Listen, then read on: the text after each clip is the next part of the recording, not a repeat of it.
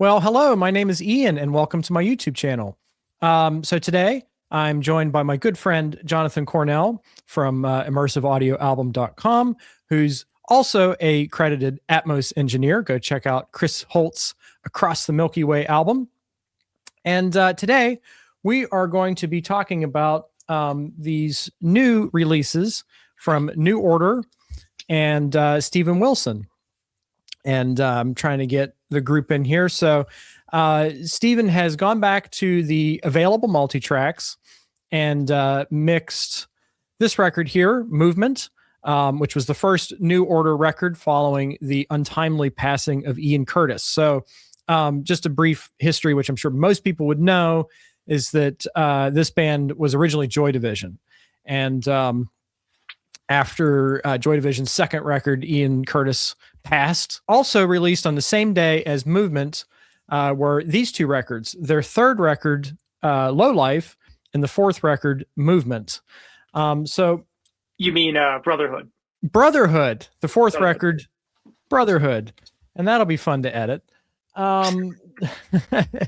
So we are probably going to dispense with most of our usual structure. You know, usually we talk about the surround history. In this case, there really isn't one. And as you and I were kind of discussing, the liner notes are illuminating because Stephen Morris, who's the drummer and apparently kind of the leader of the group, I don't know if he's the main songwriter or if they all write together or how that works. But he was the one to commission these Atmos mixes. And there's a great story in the liner notes that I found so endearing that I had to share with you, where Morris is talking about how he'd heard of quad in the 70s and it was something that interested him, but he quickly realized how expensive and inconvenient it would be. And he makes a comment like he was afraid of all the wires or something like that. Yeah. Which is funny. He says that it was actually in recent years purchasing a lot of these super deluxe edition box sets that Morris was finding, hey, there's this Blu-ray in here. What's this all about? Oh, there's surround mixes. I wonder what that is. And he mentions it's not until like within recent years that he purchased a Atmos system for, I guess he's saying his kids, because his kids are gamers. Yeah. He was saying oh, I set up like a PlayStation for my kid. And I was like, he was talking about the first Roxy Music album. Yes. There was a box set that had the 5.1 mix that Steven Wilson did. And he was like, well, I wonder what's on this DVD. Like, I'll just pop it in. And that was it. Like, all of a sudden, he became a fan of surround mixes. So like you, I thought it's very endearing, of course, when the artists are involved in these things, for one thing, because there's a lot of debates about, whether it's right to go back and remix old albums in surround. Like, was it the intent of the artist? You can't make that argument here because it was the artist who basically commissioned these mixes and sought out Steven to do them. Of course, the record label as well. These are Warner UK releases. Yeah. Yeah. And it's also interesting as we get to Brotherhood, Morris actually assisted in the creation of these new mixes. And we're going to talk about that in a little while, but I suppose let's go in chronological order here. Well, just to back up quickly, as people know who may have watched one of our other videos, the December preview where we talked a little bit about these releases, the Atmos mixes of the Movement and Low Life records have been available on streaming services for quite a while. I think since September of 2024. And there's also an Atmos mix of Blue Monday, which is like probably New Order's signature song, which unfortunately is not on any of these Blu-rays. But in addition to the Atmos mixes on the Blu-rays of Movement and Low Life, there's also stereo and 5.1 mixes that were done by Steven, which are unique and not derived from the Atmos. I believe there's also a stereo instrumental mix on both of these. Yeah, I think I saw something about that. I unfortunately didn't get the chance to explore them. But yeah, we get Dolby Atmos, we get 5.1 and stereo instrumental. But all that is to say, even if you've already heard the Atmos mix on streaming services, there's also that unique 5.1 mix, which does sound different. And as you and I know, there are still a lot of people that just have 5.1 systems that haven't gone for Atmos. So I think it's great that, Steven continues to do those for pretty much all projects that he's mixed in Atmos. So I should preface this by saying that I'm what I would call a casual Joy Division fan. The first album, Unknown Pleasures, is a great record, and particularly the song House of Lords, I've always loved. I'm actually not that familiar with Closer, which I think is a lot of people's favorites. So I'm coming to this band having only heard the Substance, which the Substance compilation album, Yes. Which you and I were talking about briefly before we went on, is kind of a collection of singles and non-album tracks, and it's very unique. And I did notice that when doing my slight bit of research into this band, that a lot of their most notable tracks did not make it to albums. And we can talk about that as we go along, like what extras may have been included, because these are relatively bare bones releases in terms of content and packaging. Well, I think kind of the two big songs that are on Substance would be Blue Monday, of course, and there's another song called True Faith was a hit for them that was also like a non-album single. Mm-hmm. Yeah. But yes, you want to jump into the Movement record? Absolutely. So this would have been the first New Order record. This is them working with the same producer who worked with Joy Division, Martin Hannett. And of the three, this is the one that's perhaps the most in keeping with the tradition of the pre-New Order era, the Joy Division era. So yeah, what do we think of this mix? I mean, I think like sort of the term like gothic gets thrown around a lot when talking about Joy Division in this record. It certainly has this kind of darker, eerier vibe. I mean, you were telling me how, like, for someone like you who is new to this band, like jumping from Movement to Low Life, it's like all of a sudden they're a dance band. Like, it's super weird. So it is very different, this record. It's more experimental. You know, in the liner notes, Stephen Morris mentions that like Kraftwerk was a big influence for him, and I think you can hear that in this record. Mm-hmm. You had also made the comment on our last video that you could see comparisons between this and the Tears for Fears, The Hurting album. Yeah, and I should tell folks that since I'm new to these records, I made lots of notes, and I don't know how much I'm going to rely on them, but there's actually a song, and I don't think it was on Movement. There's actually a song later on that I made a note. This sounds like it could have been on The Hurting, even lyrically. And I can't remember exactly which one that was. But yeah, I definitely hear that kind of spooky, mechanized, dark vibe. In fact, that's a thing that is reoccurring with all of these notes that I have, is the word dark, intoxicating. Yeah, mechanical also is like a, yeah. But one of the things that's interesting about this record is, I think, you know, I had made this comment to you just before we started the video. It was kind of like a King Crimson Lizard situation where the band did not have a good time making this record because they had just lost their friend. Yeah. And they were working with this producer who, by all accounts, was like kind of anal and very, as we are. Sort of, yes. We can be that way. I know that Steven says in the liner notes that he was like, I hadn't listened to this record in years. Like, I've tried to avoid listening to it. And for Steven Wilson, I know in the Album Years podcast, he had mentioned this as kind of like an underrated record that he was a big fan of. So I think it was one of those opportunities, kind of like with Lizard, or with, I guess to a lesser degree, like Aqualung, to sort of get people to like reappraise the sonics of the record. Interesting. And I wouldn't say that like the original version sounds bad, but it's one of those mixes where even if you listen to just the new stereo mix, there is quite a difference, like certainly in the low end and just the general clarity of parts. And even though it is probably the least dense of these three records, which, like, it's pretty dense, but that just goes to tell you how dense Low Life and Brotherhood are. Yeah, but it's like you're like 5 songs deep into this album before you hear a backing vocal too. So it's very minimalist as well. But it starts with this song, Dreams Never End, which is like probably the most accessible song of the album. Like, it's kind of upbeat. And then it starts to get like super weird from there. One of my favorite tracks on the record is this song called Senses. And it has this thing, like this sort of oscillating percussion that like hits off between the front and back speakers. I mean, there's tons of discrete elements in the height channels, you know, percussion, some synths. there's tracks on this record where it feels like you're in the middle of some kind of like automated factory or something. Like you hear like these robots moving around or Yeah. whatever. That's Yeah. kind of like the mental image I get listening to this. I have a note here that there's like Fairlight samples or something in the heights. And I wrote in parentheses, "We are Devo," because it reminded me that, that sound that Devo used. To bring it back to Martin Hannett, it's funny because they say in the liner notes, like the band was annoyed at like all these samples and all this layering he put into That's the production. interesting. And it's like now when you listen to it Atmos, it's like that stuff finally makes sense. Like there's all the Yeah. space for it.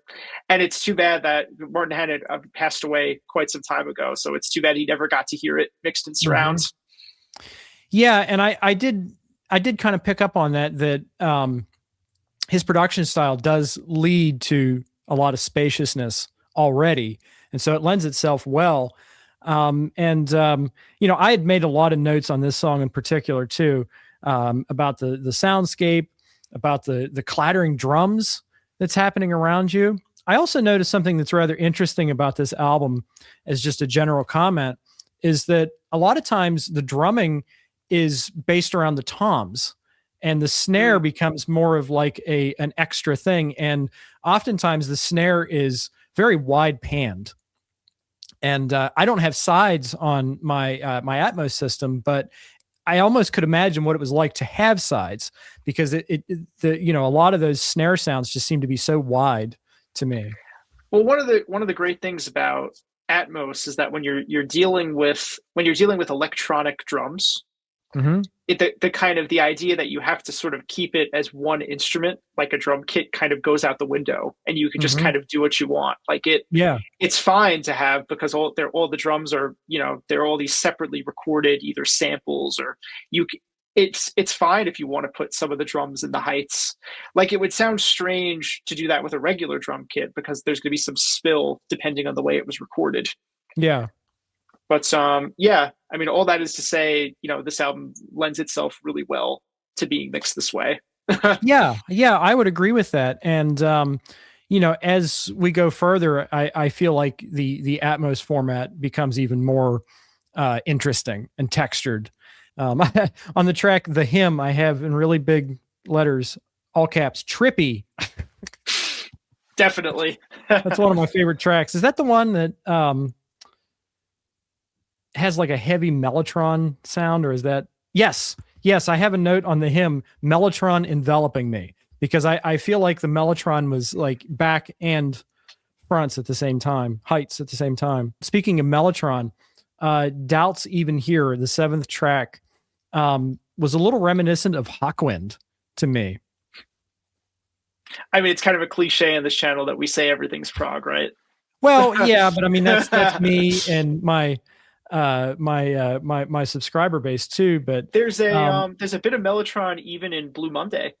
Interesting. Actually, yeah, the voice choir sample, like the Mm-hmm. Yeah. It's interesting that bands in the 80s were still gravitating toward the mellotron sound, because at this point it had to sound a bit dated, but I'm guessing that the use of the mellotron was coming from the Beatles more than any progressive band. But that being said, in Morris's liner notes, he references Kraftwerk, and he also mentions Pink Floyd. And I definitely hear Pink Floyd. Now, one of these records was recorded at Britannia Row, right? I think it was this one. I think so. And also the song Blue Monday was recorded at Britannia Row.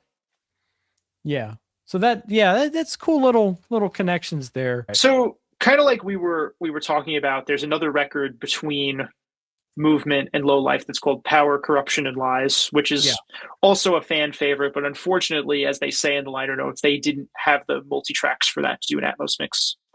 And that's usually the album where Blue Monday is included, because I think it was recorded like during those sessions, but it's on some CD versions, it's there as a bonus track. And it's also on the Substance compilation. And like you were saying before, there's quite a difference in style between Movement and Low Life. And if you listen to the Power, Corruption, and Lies album, they kind of ease more into that dance rock sound. Like it's not quite as abrupt as going from the first album to the third one. But I think, comparisons can be drawn between Low Life and some of the other like kind of synth wave, synth pop bands of the 80s. Like we've talked about Tears for Fears on this channel. I think there's an apt comparison that could be made there. Granted, like this stuff is a little more mechanical. Like even on an album like Songs for the Big Chair, they're still using real drums on a bunch of songs. This definitely, there's more of like a reliance on, you know, samplers and sequencers and things. Yeah. Yeah. Very similar, like use of drum pads as Kraftwerk. I kind of hear them as the dominant influence here across all of these albums, you know, especially as we move forward.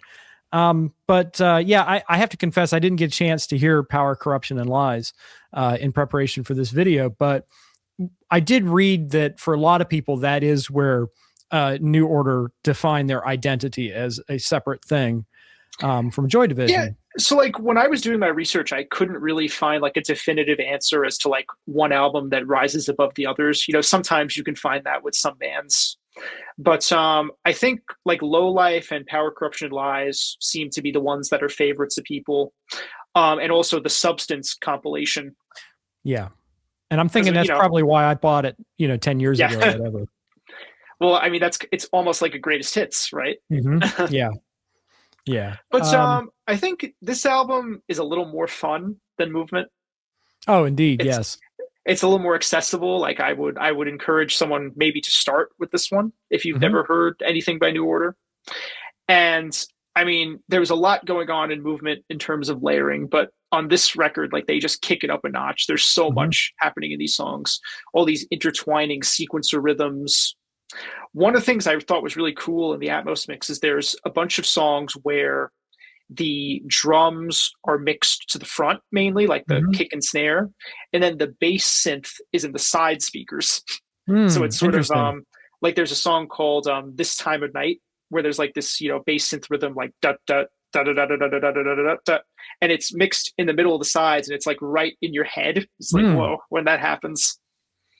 Very interesting. Yeah, I have in my note more goth, perhaps, than the previous tracks. What else? Yeah, cool mix of electronics and organic. Yeah, that's sort of the theme that I see too, just in general. I mean, electronics and organic instruments. Another like sort of signature element of New Order is that like sort of staccato guitar. Yeah. You know what I'm talking about? Like there's like those scratchy guitar parts that are just sort of like they're strumming on one note. Yeah. Yep. Reminiscent to me of like XTC a little bit. Yes. Like day in, day out. Yeah. Like that kind of thing. Yes. Yeah. I always call that like, it's like you've got an itch and the more you scratch it, the more it itches. Like that's that guitar sound to me. It's like a similar kind of frustration feeling that I get from it, but it's very indicative of this era of music, I feel like. Well, it's the same time, right? I mean, Drums and Wires, 79, and then, well, Low Life, we're at 85 already, but Movement was 81. So it kind of lines up. At the very end of the first song, Love Vigilantes, that scratchy guitar just comes out at the heights only, which is like a really cool moment. Yeah, I noticed that. And I gather the song The Perfect Kiss is a pretty big track for them. Yes. It's also on Substance. Yeah. Yeah, and it's on Substance. And I made a note here that there are orchestral hits in the heights and back channels, like Mother's Talk. At the very beginning of the song, there's this thing like it repeats 4 times, like da da da, and then it hits into the main riff. And in the Atmos mix, they go around the 4 corners, just like in Mother's Talk, like you were saying. Yeah, right. And I thought that was nice. Nice touch. Yeah, you know, I always say in these videos that, as far as Atmos mixers go, you know, Steven Wilson is one of the most creative. Yeah. And that he has this way of doing things that kind of make sense in the context of the songs. Like that thing at the beginning of The Perfect Kiss, it goes left and right in the original. So why would you not make it go all the way around in the surround mix? It's just kind of a further unwrapping of the original intent. Yeah. Yeah, that's very well said. And I quoted you in here. Nobody does an 80s mix like Steven Wilson. Yeah. I mean, the 2 big tracks on this record, I think, are Perfect Kiss and Subculture. Okay. which are the two that are on Substance. But a favorite, I think, of both of us, and a song that I bet a lot of people have heard because it's been used in a bunch of movies and TV shows, is that instrumental piece, Elegia. Yeah, that's a beautiful piece. It's very cinematic, and It's sort of going back to the darkness of the first record. yeah, and even even like Bowie Eno territory. Like I could see that song fitting on Low. Interestingly enough. Yeah, apparently it was the original recording of it was like 17 minutes. Oh And wow. for the album they edited it down to the album version is like 6 minutes, something like that. Yeah. And they had put out, I mean, it's worth mentioning there have been a bunch of reissues of these albums over the years, but hmm not that long ago, like 2021, 22, they put out what they called these definitive editions of a bunch of the New Order albums. I guess they didn't think to do the surround mixes then, but Yeah. the definitive version of Low Life has the 17-minute version of Elegia. But interestingly enough, in the liner notes, Stephen Morris mentions that for the multi-tracks, the only version they had multi-tracks for was the 17-minute version. So Yeah. Right. the two of them had to go through all those tracks and figure out where the cuts were to make it Yeah. 6 minutes. I mean, I haven't, A/B'd it to the original, but I think they got it right. It sounds close enough to be. Yeah, and that's interesting. And I also discovered the 11-minute version of The Perfect Kiss this Yes. morning, which I watched, and I thought, if I could make one criticism, other than the packaging, which we'll talk about, I'm sure, before we wrap, is that it would have been nice to include those longer versions since they had multi-tracks for them, apparently. It would have been nice to have included those in the extras. Because like for instance, The Perfect Kiss, it develops a lot differently in the 11-minute version, and it feels more like it unravels. And I kind of like it better. And also, interestingly, I discovered this morning that the video for that song was directed by Jonathan Demme, director of Silence of the Lambs and the Talking Heads Stop Making Sense. So it would have been cool to include that video maybe with a surround mix, but I guess we can't complain too much because these are amazing mixes. Just to go back to Elegia for a second, like it's also got that thing like where the main like riff, like the do no no no, I think it's like a bass guitar or bass synth, is also like mainly in the sides in the Atmos mix. And then a lot of those like cymbal washes, like throughout there's like these little cymbal crescendos throughout the song. They move around the height speakers. Yes, I noticed that. And it seems like if this is the one I'm thinking of, it seemed like those were coming in from the sides, even on my system. It's like whoosh, which I really liked. And you can correct me if I'm wrong, but it seems like these albums are very sparse on cymbals in general, sort of in like a Peter Gabriel type way. And so when they do use cymbals, it's for effect like that. And it always gives, the Atmos mix an opportunity, I think, to shine.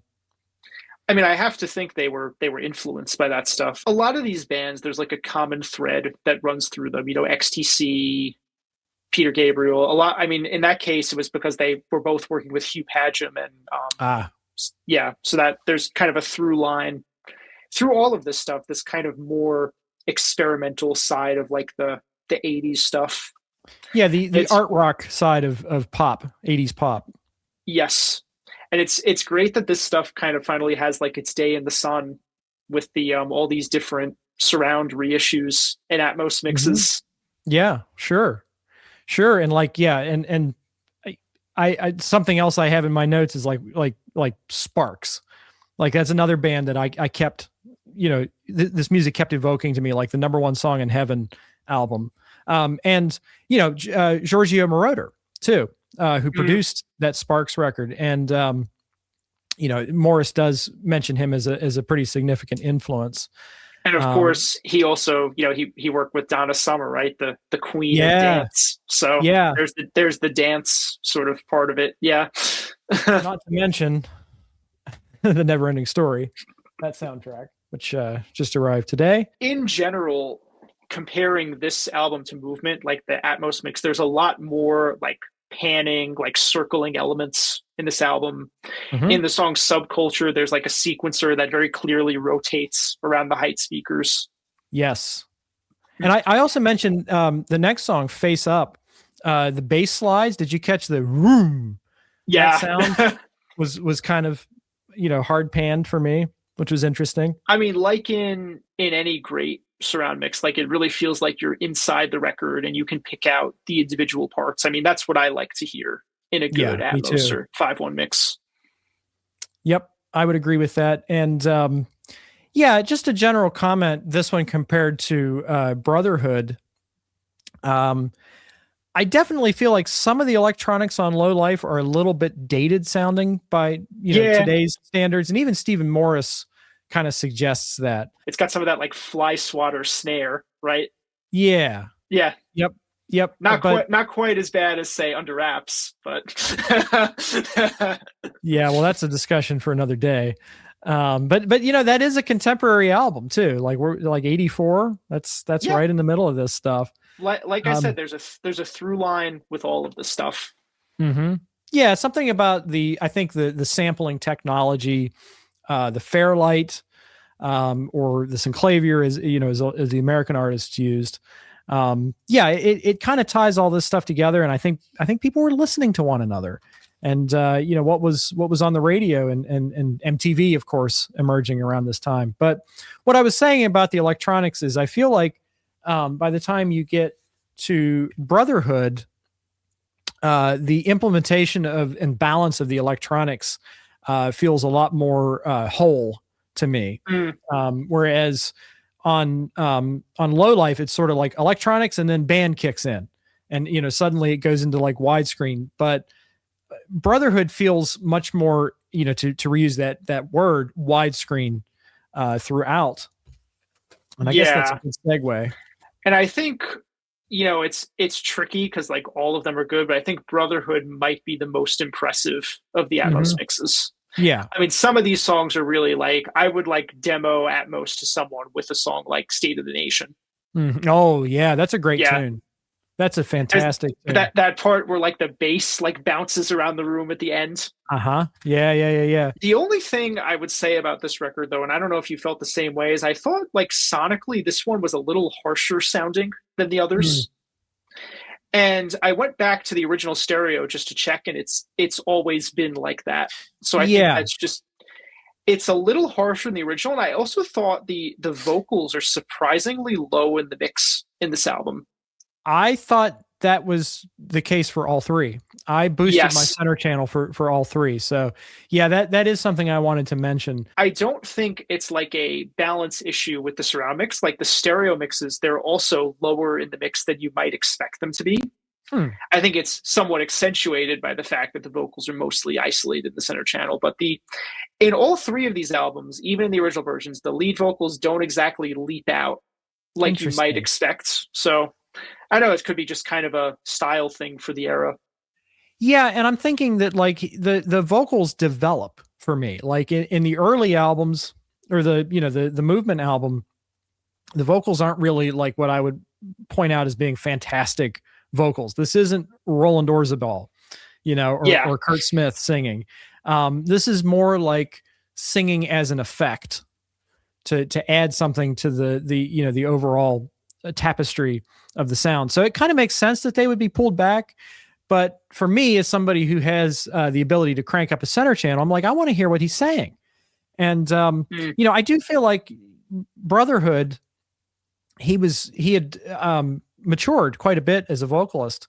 And, I mentioned Lou Reed quite a bit, who's maybe not the most fantastic singer, but that's kind of the style that I'm thinking here. But back to State of the Nation. And I was just going to say the last thing about the vocals is there's a fair bit of like vocal production. Like usually like during the choruses, they're doing something to make the vocal pop. Like on The Perfect Kiss, there's the double tracking. On some other songs, there's like, overlapping harmonies and things.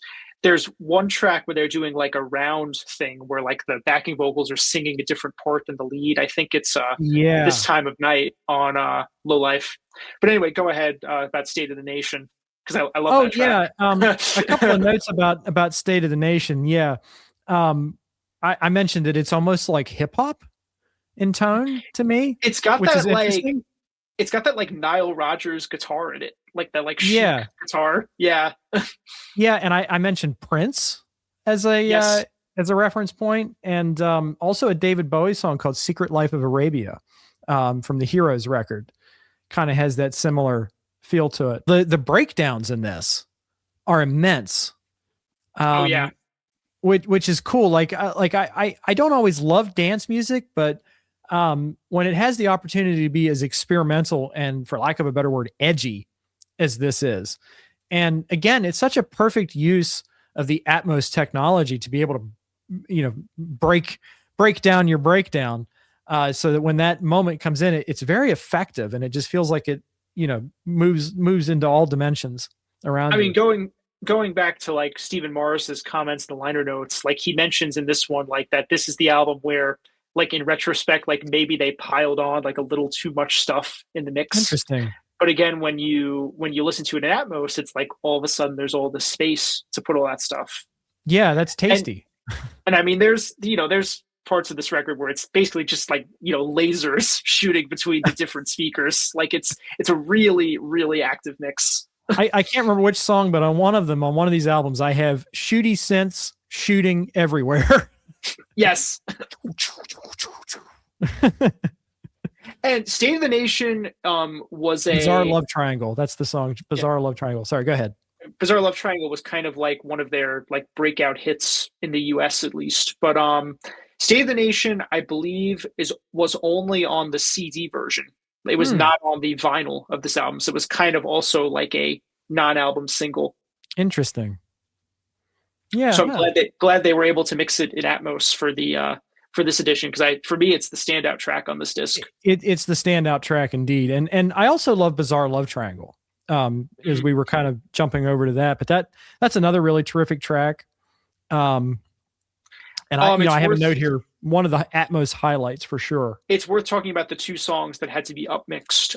Yeah, I was going to bring as that it is up. as it is when it was, and Broken Promise, which is interesting because like you would think the songs they would lose the tapes for, or like the songs that tapes would be shipped to other places for, would be like the singles. Yeah, like State of the Nation or Bizarre Love Triangle. Well, I'm glad that wasn't the case with those songs. But it said in the liner notes that they used a combination of like stem separation and upmixing to make these, and they're pretty triggers. Effective. And yes, triggers. That's also worth pointing out. Which is fascinating. And let's get to that in just a second. But I think what is it? As It Is When It Was, which is a mouthful. But this song and album are interesting for them because they start to introduce acoustic guitar, and there's like this left and right thing going on where some of the songs are very acoustic and almost folky in a way, and then the other ones are more like the dancey Giorgio Moroder sound. And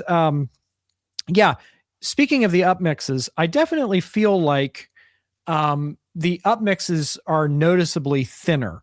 Like all of these albums have some seriously rockin' bottom end.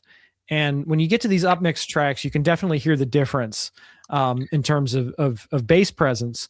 But if I didn't know any better, I thought the triggers worked really, really well in making it sound discreet.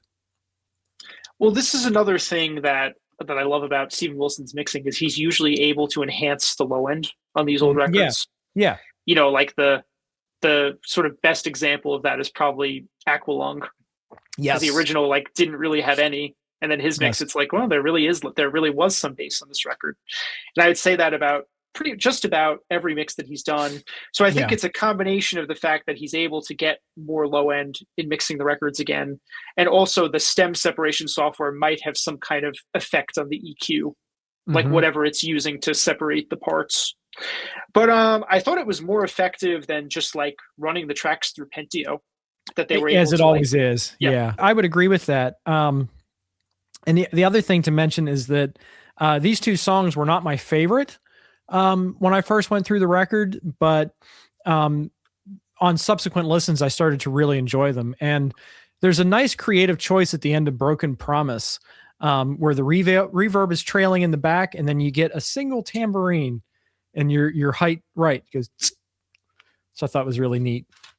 I mean, you know, we could talk all day about all the like little playful things. Like at the end of Stay the Nation, like there's that last note, like that dana, and then it echoes in the heights.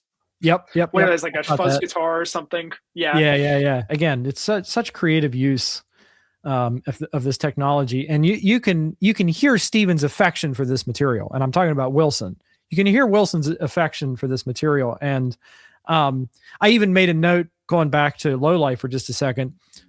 Perfect Kiss, I made in parentheses Perfect Life, because there is a bit of Hand Cannot Erase, I think, that owes a bit of its influence, I think, to this material. I didn't really make any other notes on like specific tracks on this, but I'm with you. I thought Bizarre Love Triangle and Stay the Nation are kind of the two standout tracks. The opening track Paradise is also really cool. During the chorus, it has that thing with like the high and low vocals, where the lower register part is in the center channel, and then the high ones are in the heights. Yeah, I did catch that. And I guess that we were talking about how sparse movement is, and it's interesting as they progress, they are including more overdubs, more vocal harmonies, getting more complex, and I think improving their craft with every record. So yeah, this was an interesting little diversion for me. I mean, I know that when this comes out, probably half of our comments are going to be about Wish You Were Here.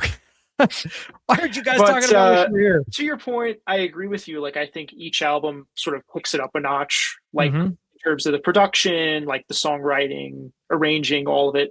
But at the same time, I understand how there could be some people who prefer the first album because it has more of that Joy Division sound. Yeah, I'll be honest with you. I don't prefer the first album. I think Brotherhood is my favorite of the three, despite the up mixes. Like, I think that they Steven did the best with what he had. The Stevens did the best with what they had. It seems like it really was a joint effort between the two Stevens. But I mean, I gather from reading these liner notes. But I'm sorry, which is nice. Yeah, but no. The point I was going to make was, as a Joy Division, I wouldn't call myself a big fan, but I like a handful of songs, and especially that first album. I was pleasantly surprised. Let me just say that I liked hearing their sophistication develop, and I have to imagine that it could have been really easy for this to go in a Doors type direction, where you lose your poet laureate singer, and you just cannot regain the momentum that you had before.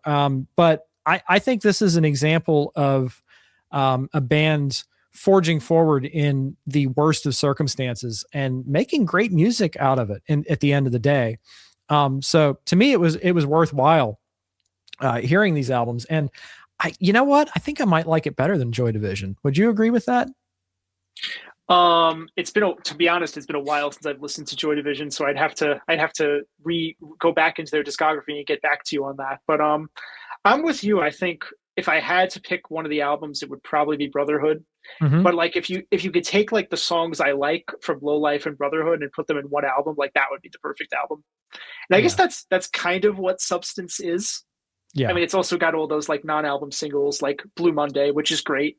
You have to check out the Atmos mix of Blue Monday on Apple Music. I will. It's awesome. Yeah, I will. And I guess that sort of takes us into the usual kind of way that we end these videos, which is like, what do you want to see next? Yeah. I think for both of us, we want Substance if it's possible to do it. Yeah, that's the obvious one, I think. If those multi-tracks are available. There are two more records. There's Technique and Republic, which I think are the last two albums. So honestly, I've not heard those yet. But if they're as good as these, like, sure, I'd be glad to have those in Atmos. Excuse me.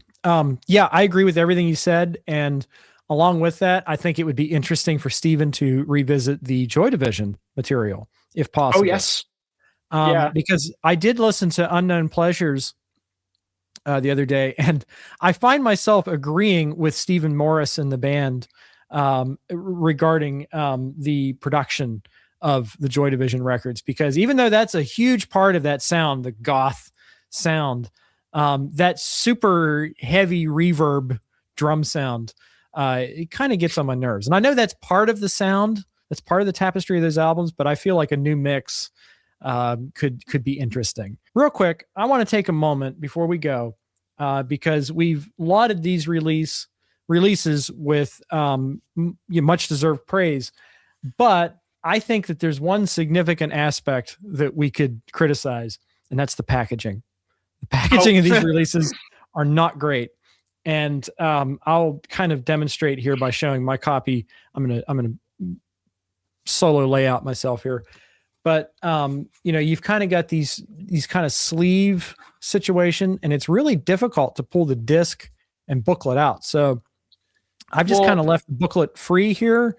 But yeah, I just wanted to mention that you got to actually grab the disc to pull it out. So, I wouldn't have minded like a mini sleeve, the way that Pink Floyd has done their recent releases, or just something like that to protect it. Well, let me just quickly add, and you can cut it here because I've got to grab something. But it's not the first time that this packaging has reared its ugly head. At least the last time I saw it was with these Tom Petty albums. I think this is the same packaging. No. Yep. Yeah, that's the same thing. Yep. Well, I thought that it was gone then. That was the last time we'd see it, but unfortunately, it's back.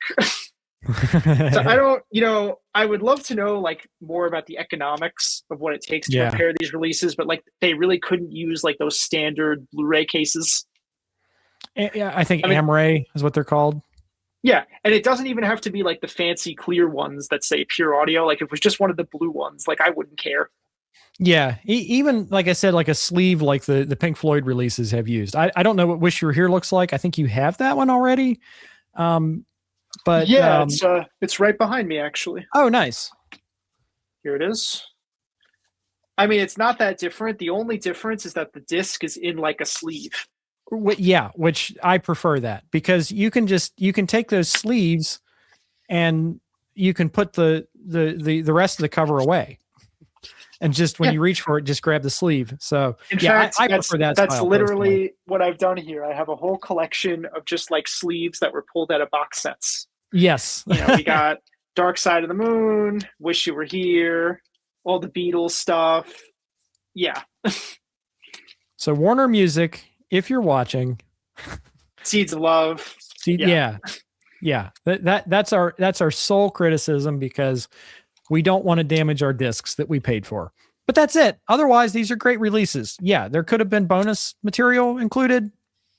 That's a perfectly valid criticism. But I think overall, these are excellent additions to your Steven Wilson surround sound collection, your 80s music surround sound collection, bands like Tears for Fears that we've mentioned. Like, I feel like this slides right into that. So this is all to say that we do recommend these albums, both musically as well as like the technical aspects of the mix. And I feel like you and I talked as much about the music today as we did the technical aspect, which is fantastic. Well, I think for both of us, this was kind of like new music. Mm-hmm. Yeah. Like they're one of those bands, like I've heard tracks like in passing. Like I'm sure I've heard like songs like The Perfect Kiss or Bizarre Love Triangle on like, 80s, like XM. I know for sure I've heard Blue Monday and Elegia like in TV or movies, but I had never really sat down to listen to one of their albums. My dad never bought any of their CDs in the 80s. So I enjoyed kind of going on this, journey of discovery with these new reissues, as is so often the case with these bands whose albums are mixed in surround. Yeah, very well said. And as I had kind of implied earlier, I basically viewed New Order as a footnote to Joy Division, and I realized through listening to these that was very unfair, because there's a lot of material on here that I think is more interesting than Joy Division. It's more adventurous, it's more experimental. You listen to these albums, and no two tracks really sound the same. They're always trying new textures and new things and new ideas. And I think that if there's one thing that could kind of sum up all these different, New Order phases, I guess you could say, is that the songwriting is incredibly strong across the board and very memorable. So yeah, go check these releases out, folks. Absolutely. Couldn't have said it better. So don't forget that if you enjoyed today's video, to subscribe to both of our channels. You can go to subscribe to mine, and Jonathan's should appear right below mine, and that's Immersive Audio Album. Feel free to leave us a comment. Let us know your thoughts on these records. Let us know other 80s records you'd like to see released in Atmos. Let us know other records you'd like to see us review. We're going to probably be talking about Wish You Were Here imminently. I don't know exactly when that's going to be, but we'll discuss that, I think, off camera. So make sure you subscribe. I've got some thoughts about it. And so do I. So yeah, make sure you subscribe, because lots of great stuff coming soon. Like, I think my Frankie Goes to Hollywood Blu-ray and Boys and Girls by Brian Ferry are going to be here this week as well. So and we're also before the end of the year, we're going to do like our 2026 predictions. Yes. That's going to be a fun video. And it's also worth mentioning that we just participated in a really fun video with Mike Vieira from Light and Surround, where we talked about our favorite 2025 surround releases. And we did our best to keep it concise and to the point, because there were 4 people on the stream.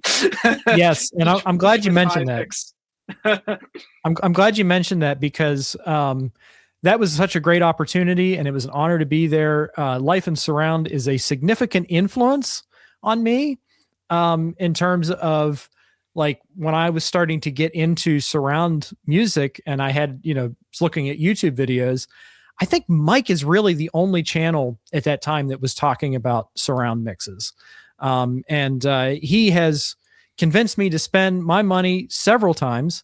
Mike started me down the rabbit hole of Super Deluxe Edition with his excellent review of Avalon. So really awesome full circle moment for me to finally get to meet him and participate in some content. So that's going to be, again, on all 3 of our channels. So you're going to see that on Immersive Audio Album. You're going to see that on Life and Surround, and you're going to see that here. So yeah, keep an eye out. Jonathan, as always, it's been a real pleasure. Thank you for joining us today, and we'll talk real soon. All right. Take care. You too.